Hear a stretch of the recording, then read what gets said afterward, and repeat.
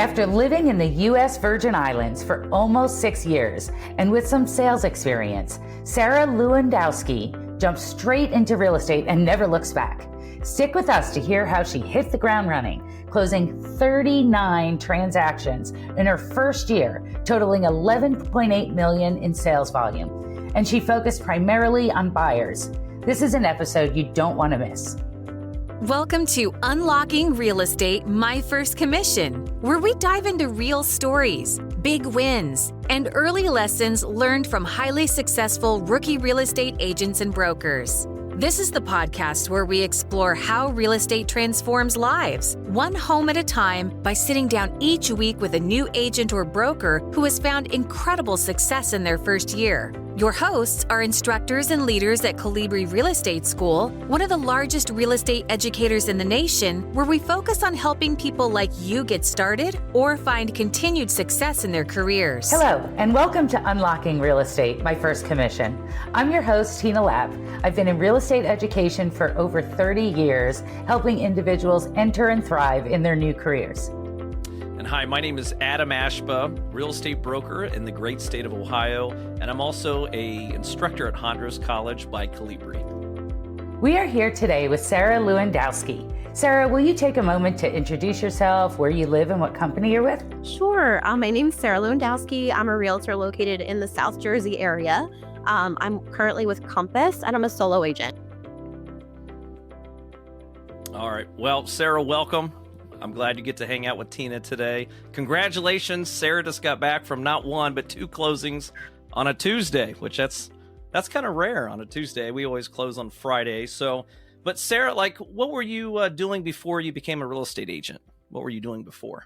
So I didn't even realize it at the time, but I was always somehow in a sales capacity. Okay. I started, my very first job was in a department store selling makeup. And ever since then, I just kind of fell in love with wait, I don't have to work for just one number kind of thing. It could be based on performance. So I kind of fell in love with that because I always say anybody that's getting me on salary is getting a deal. I always will be maximizing, those hours, that time, especially in this industry, if you're a workaholic, which I'm not saying it's a good or a bad thing. But there is as much as you can be as busy as you like. And that's always kind of what I've gravitated towards when it comes to careers. Yeah. So that's where I recognize you from, Macy's, when I would go in for my foundation. Actually, Strawbridge's was bought by Macy's. So. Oh, okay. See, I knew you from somebody. So, who inspired you to get into real estate? How did you go from makeup to real estate? Was someone... did you have a mentor or someone inspired you to make that plunge? So it was kind of an evolution. I started at makeup at 18. And then all through college, I was serving and waitressing and in hospitality. And that is also a similar position where, hours worked equals more money. And my husband and I moved to the Virgin Islands in 2015. We were those people that just took a bag each and our pets and had an Airbnb for a week. And we were like, okay, let's see if we can make it. And ended up staying for about 6 years. And there I ended up getting into hospitality again, selling try it before you buy it vacation packages, not timeshare. Oh, just clarify it, right? Exactly. Because there's such a stigma. Although I will say, if you use your timeshare, it's way worth it. Sure. But when we moved back in 2021, I do pride myself on taking advice. And people around me had always said I should get into real estate. So I was looking to make a move. And, I kind of ended up in a really great place with my real estate school that I picked. And he was like, listen, my teacher was like, I think you're going to do great at this. You should really pursue it. There's some huge people take the course and never do anything with it. And he was like, I think you should really pursue this. I think you're going to be great at it. So I followed her advice. Following advice is sometimes I think the biggest easy thing you can do. Yeah. Well, great. Well, let's hear more about your real estate school. Yeah. So, Sarah, I got to ask, you were in the U.S. Virgin Islands. When did you decide to take classes? Were you still in the U.S. Virgin Islands or were you back in the continental U.S.? No. So in the USVI, you actually don't need a license to sell timeshare or anything like that. That is very state specific and destination specific. When I was in the Virgin Islands, what it did do was let me to have sort of a reset with life and career. It's kind of it's really an amazing space to be somewhere where you don't know anyone, because you can really be your Yeah. authentic self and kind of let go of any pretenses or expectations that you may or may not feel like you have in your current life. Being away from family, friends, everyone that knows you allows you a really fresh start to do things that you wouldn't normally necessarily have chased. And also, if you're from the East Coast, Yeah. you look like a freaking hustler because everyone is on island time. Oh, That's great. That's great. So when did you start the process of getting your real estate license? So we moved back to my hometown of New Jersey in 2021. And I got my license in October. I guess I took my class in October, got licensed in November. And my first accepted offer was Christmas Eve. That's incredible. So we're going to dive into that for sure, because that's what we want to hear. But before we do, talk a little bit about the process of getting your license. So you're in the U.S. Virgin Islands, you move back to the New Jersey area, you decide to go to school. How'd you find a school? How'd you take your classes? Walk us through that. I'm sort of a person that's an extremist. I believe in I'm just an extreme person. So when people had said, I took mine over 3 months, all that stuff, I was like, I just need the fastest solution. I So love I it. did, I think it was a 2-week class that ended up being about 8 days total, like 4 days each week of 8-hour days. wow. All via Zoom because things were still, it's nice to have that option. Actually, coming off of COVID, I'll give COVID that. It allowed still, we're doing this because of COVID probably. So it allowed, I really thrived in that. I prefer in person as to, anything online, but this was great because it was kind of a hybrid. Um, Yeah. That's great. So you were able to do the classes. You got through it in 2 weeks.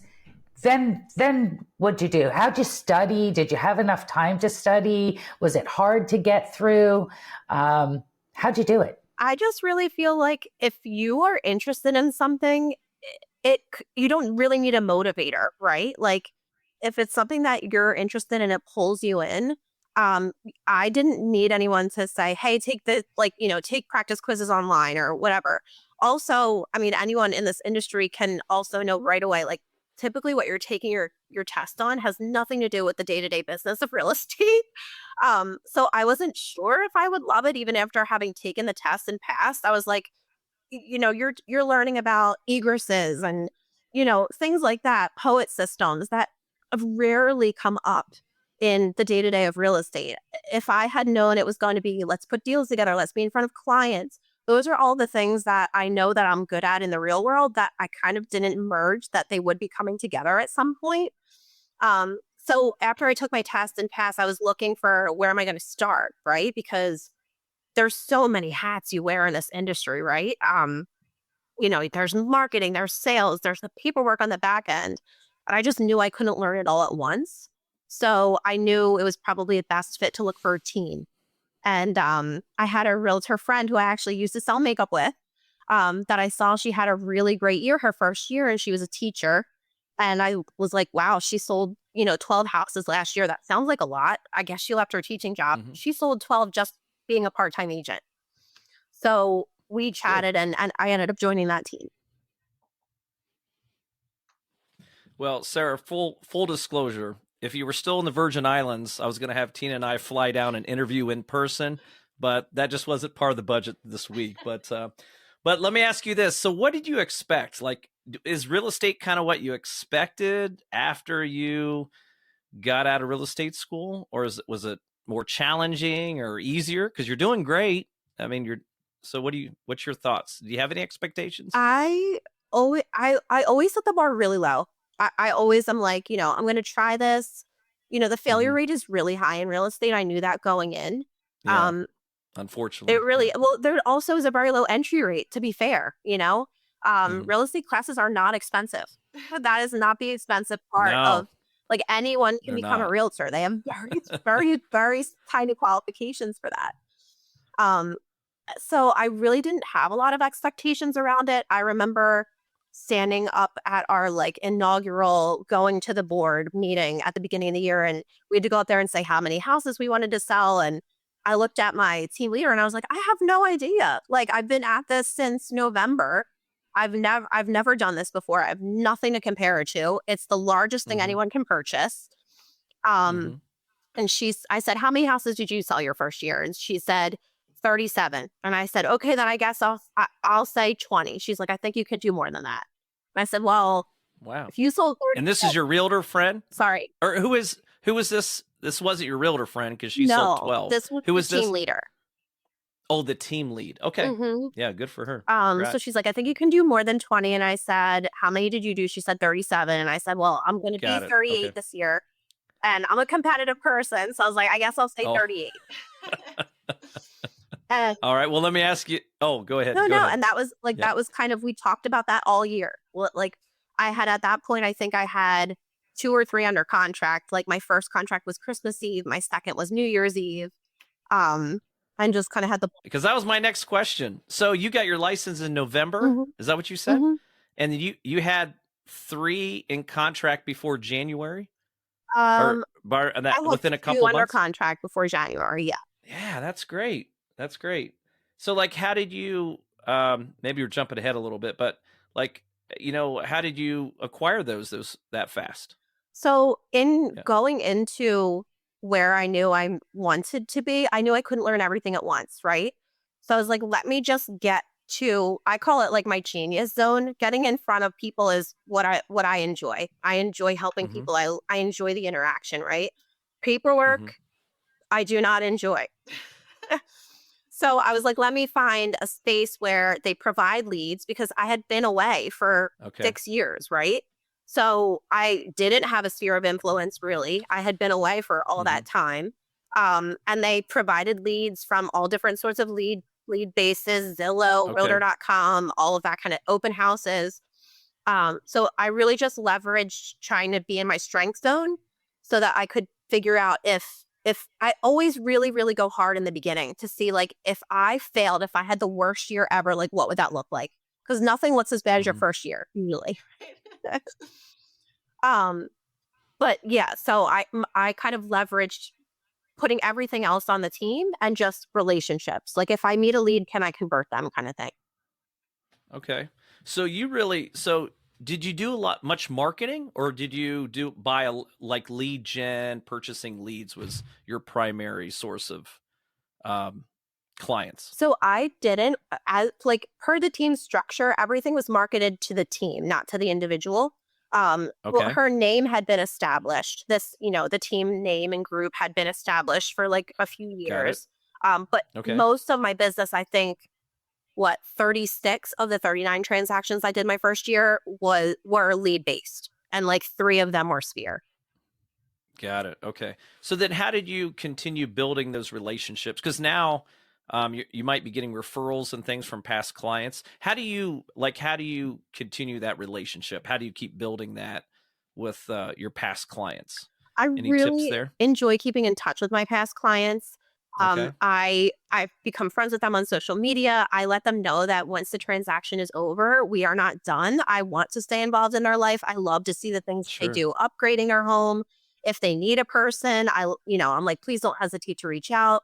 I'm a big video texter too, which I think is kind of sets me apart a little bit. Oh, you're the second person I've heard that. Yeah. So even when I initially meet someone like as a lead, even after we have our first phone call or our first interaction, I like to just, put up my phone and say, hey, like send a little video to them, because people don't do that. And people want to understand that you actually are local to the area. You're currently living, breathing, working here.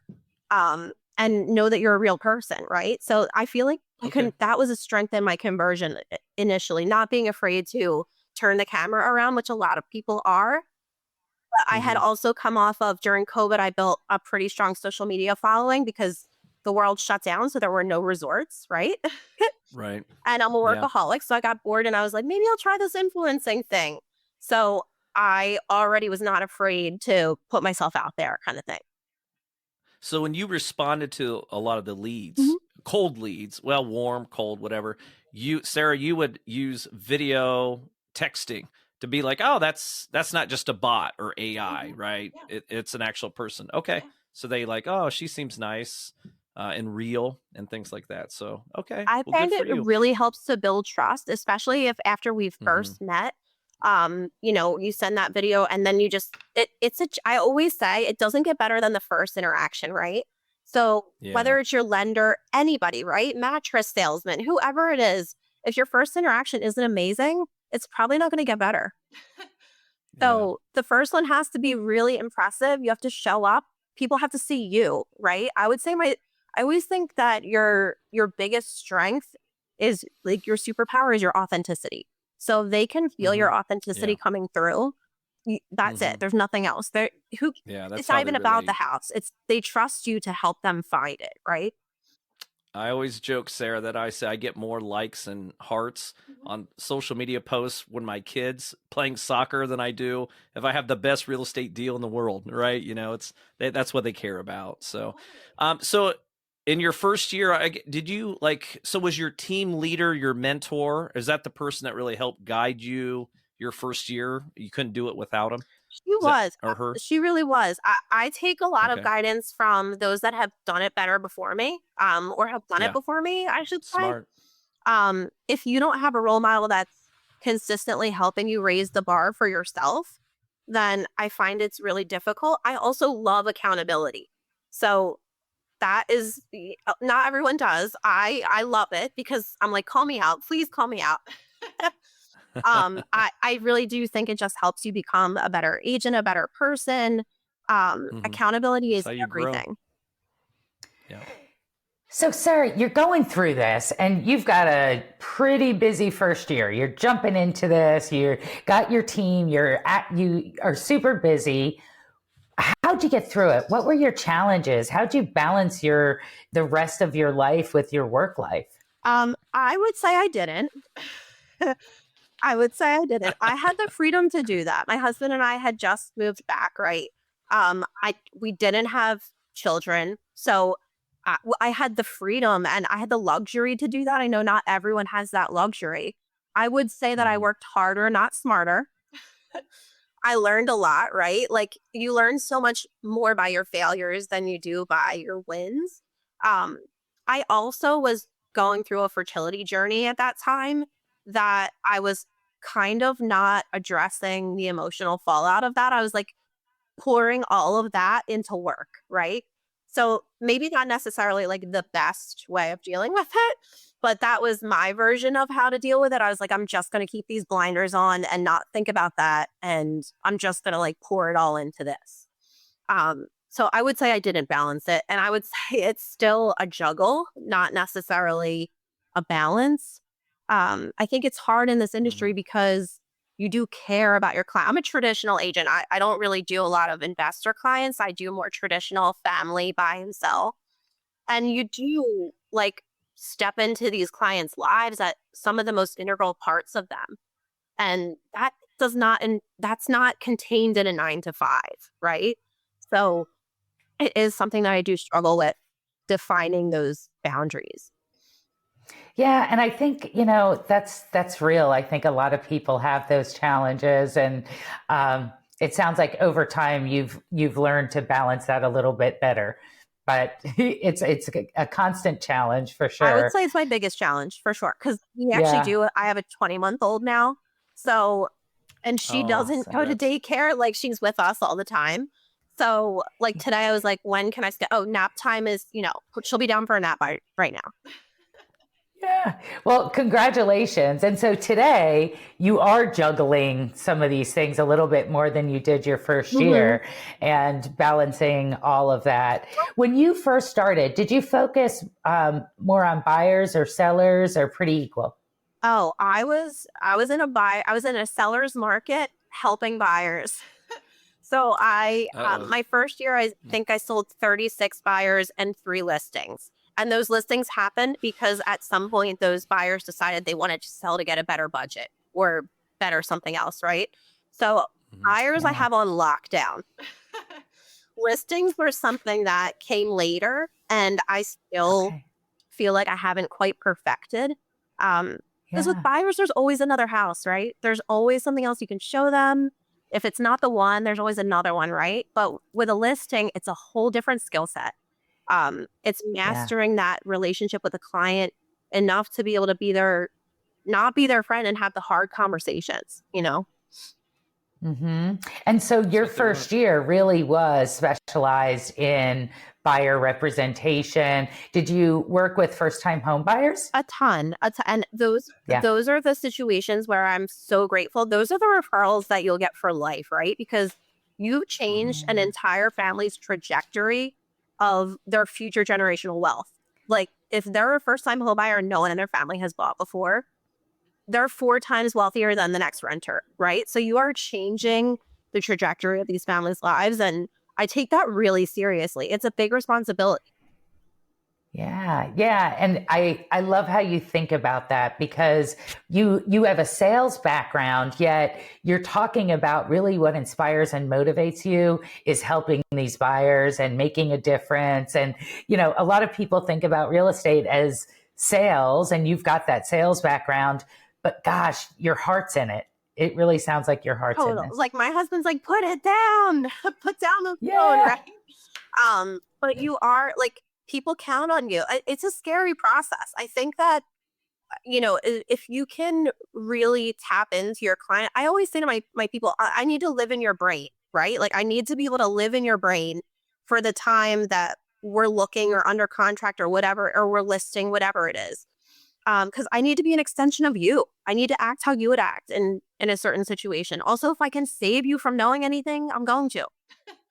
So I need to understand how you would react, and I need to know you well enough to know that, you know? That's inspiring and very personal. It's not surprising that people get their attachment to you and come back for multiple transactions. So any particular client or experience with a client that stand out to you from your early days? Oh, totally. My first year was like such a blur. And my team lead at the time, she was like, she had sold 38 homes, right? I had sold 39, or whatever, that close to that. But she was like, you definitely worked harder. Not to brag, Sarah, not to brag. Yeah.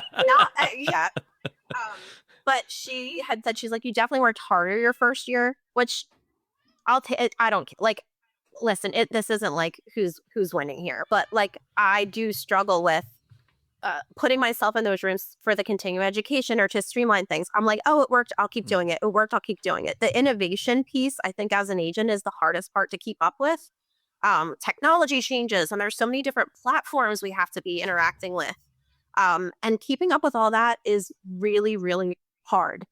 But my first year, I absolutely have one close to my heart. Her name was Lakia, and she moved down from New York. It's literally taking me back to 1980s feels, because she came down on the train. I drove her around in my car. Like that's like how old school it was.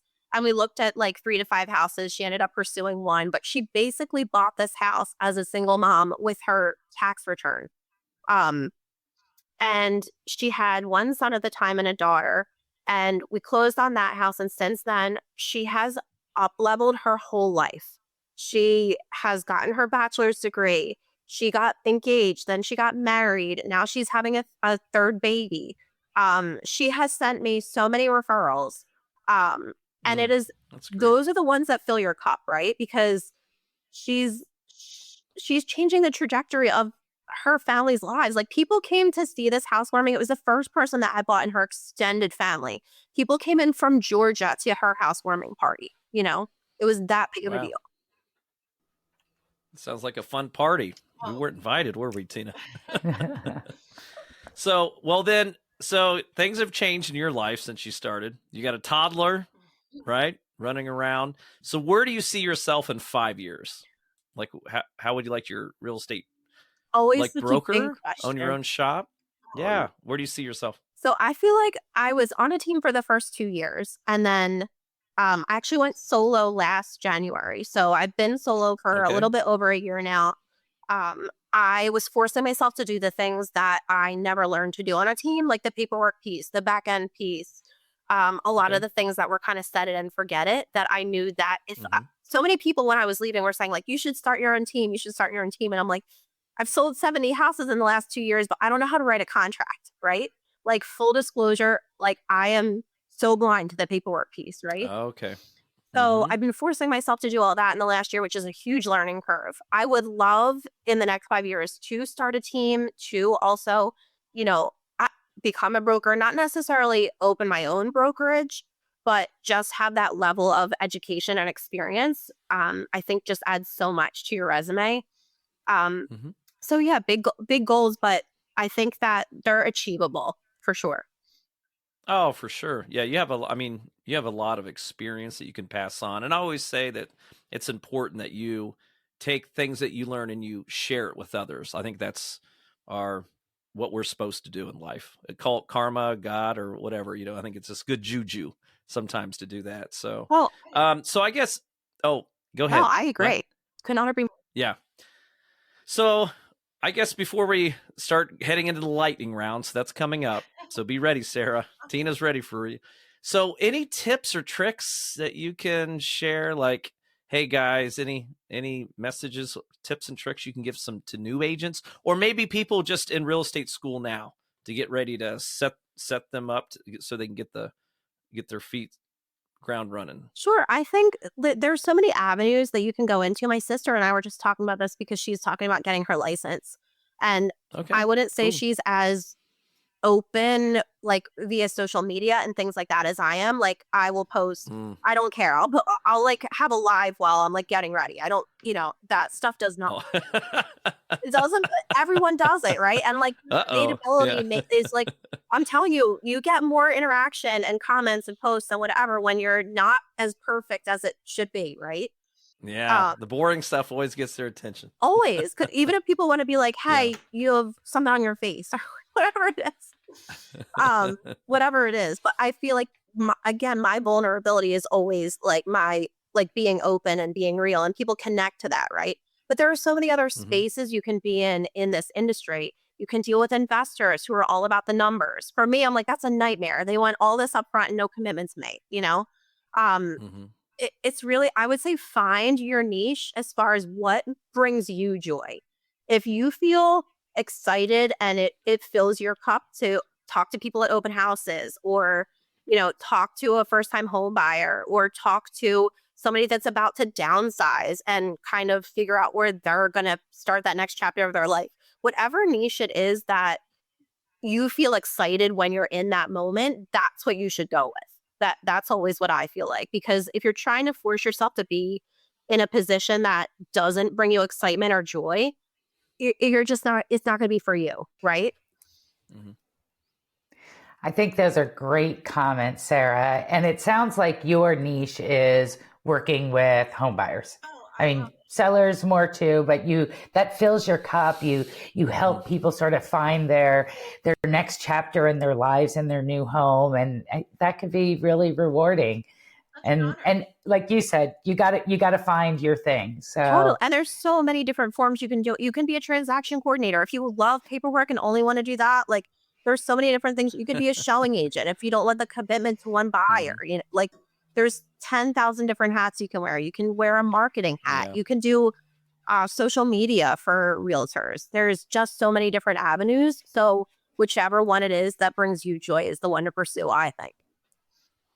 I think that's great. And I do want to dive a little bit deeper, because our listeners are individuals just getting started in real estate. So some of this stuff isn't totally clear to them today, like it wasn't to you a couple of years ago. So a little bit more about, you were part of a team and you did certain things. Now that you're going out on your own, talk a little bit more about the difference with going out on your own now. So I'm with Compass now, and I did a lot of vetting prior to deciding where I wanted to go. And I knew I was always great with CRMs, right? Because they kind of churn the cream to the top, I guess. So you're seeing who's engaging the most and who wants to buy now. Because what's not fun for me, I said to my girlfriend all the time, like if this was like 90-day transactions and stuff, I would have quit a long time ago. I'm happy I came in when I did, when it was a buyer's market. You have 30 days. You get like there's very little negotiation. I didn't have to really hone a lot of skill then, if I'm being honest. I had to get in front of people. I had to coach them how to win offers. Um, but that said, um, when you're on your own, then where am I getting my business, right? Where am I getting my business? And I'm someone who likes to take direction. I'm like a worker bee, not a queen bee. So I have to kind of reset my mindset a lot of the times, like, wait, you get to decide this. You get to decide if you want to partner with someone to do Zillow or you want to spend that money or whatever it's really hard for me to sometimes wrap my head around I'm the boss of my own business because I'm so used to being worker bait, right? You are. So where I ended up with Compass, the sales manager, when I was kind of interviewing them, was like, I just want you to know it is a lonelier place, to be on your own versus on a team. It's a lonelier spot. There's not as much camaraderie. She's like, you have a little one. You won't be in the office as much. She was right about every single thing. And those are the things that still are what I miss about a team. I love a team. It has to be the right fit. It has to grow with you. I have found with teams, like you'll go where you're inspired and you'll stay where you can grow. If you can't do those two things, it's not a fit anymore. And that's how it became not a fit for me. Yeah. But I still love the camaraderie of a team and hope to have one of my own someday. There you go. Do it on your own and start your own team. I love it. And it's great advice. It's certainly great advice for individuals getting started. And quite frankly, anybody. It's just good life advice. So we're going to have some fun and jump into our lightning round. We've mentioned it a couple times. I'm going to ask a couple of questions, not necessarily real estate related, just to learn a little bit about Sarah, about you. Come give us the answer, 60 seconds or less, just whatever comes to your mind. So if there's a book or a podcast that you would recommend listeners read or listen to, what would it be? Jay Shetty podcast for sure. Like, he's amazing. Okay. And tell us why. That's great. If we had a time machine and you could go back to the day you started this journey, what advice would you give yourself, or what might you do differently? Oh, believing yourself more. Like, in any moment, you can do it. If you really want to do it, you can figure it out, or someone will help you find the answer. Like, there always is a way to find the answer. Great advice, and you've proved it. So that's great. If you could have dinner with one person, whether they're dead or alive, who would it be and why? Oprah. She is like a legend, an empire.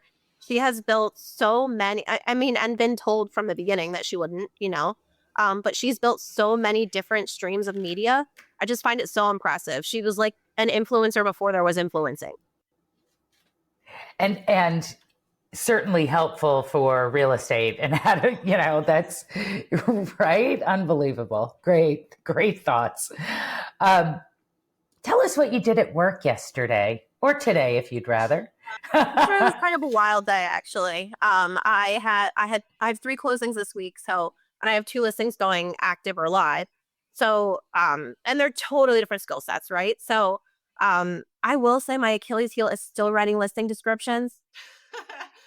Still, I don't use chat. AI, Sarah, AI. I will. AI. Everyone says that, but who reads a listing description? The seller.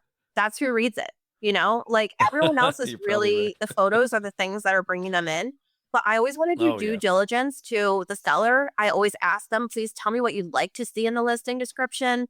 It takes me hours. It's definitely not time efficient, but I have found that especially with listings, the more you listen and try to get to know your clients, the more you can have the hard conversations when you need to, right? Like, we're too high, we're this, we're that. So listing descriptions, last night, I actually had to go drop off a sign in a lockbox.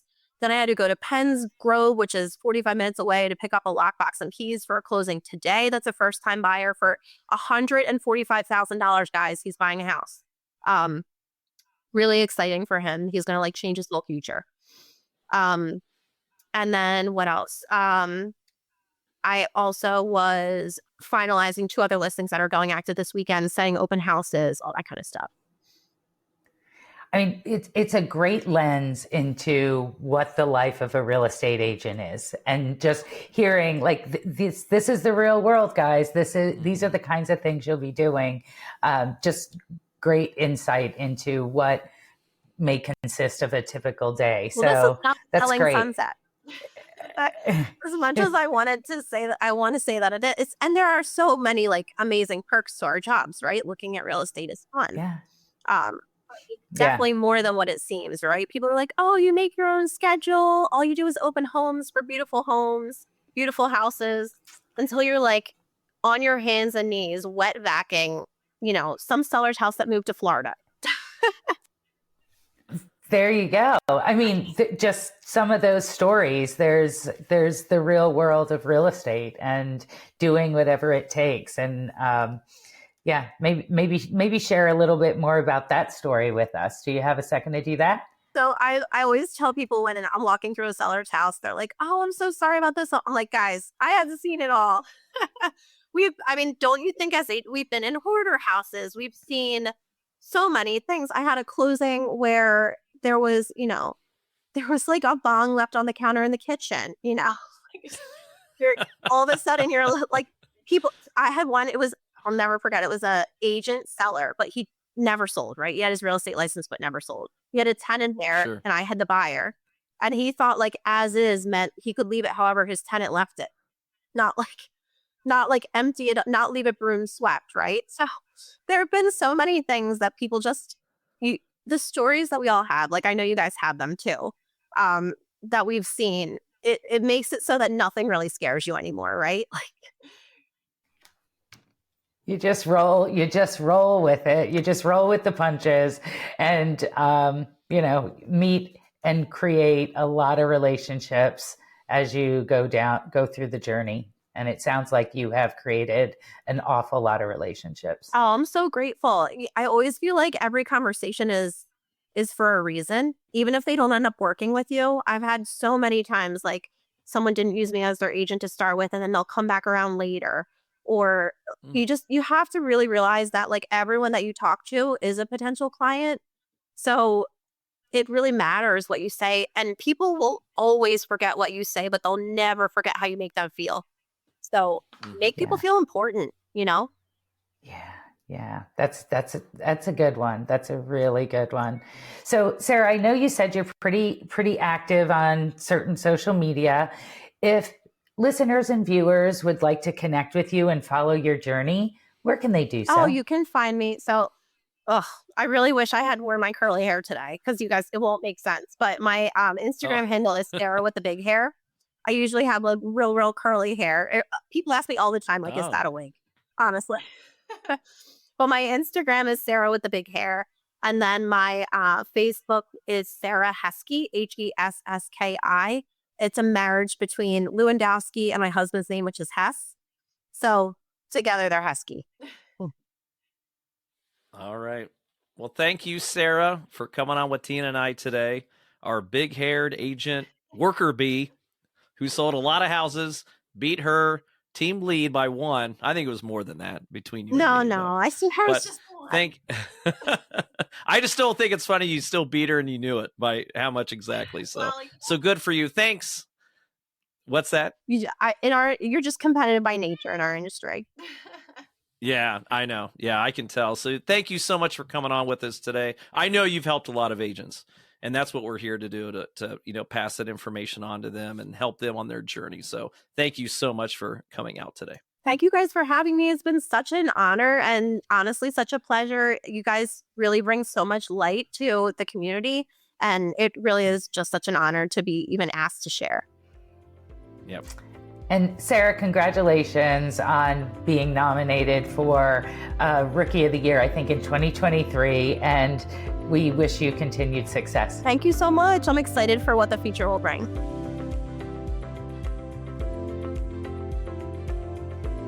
Thanks for listening to Unlocking Real Estate, My First Commission. We hope today's stories and insights gave you that extra spark to keep moving forward in your real estate career. If you enjoyed this episode, please take a moment to subscribe, rate, and leave a review. It helps us reach more listeners like you. And don't forget you can watch this or other episodes on our YouTube channel. We'd also love to hear from you. Send your comments, key takeaways, or recommendations for future guests to unlockingrealestate@colibrirealestate.com.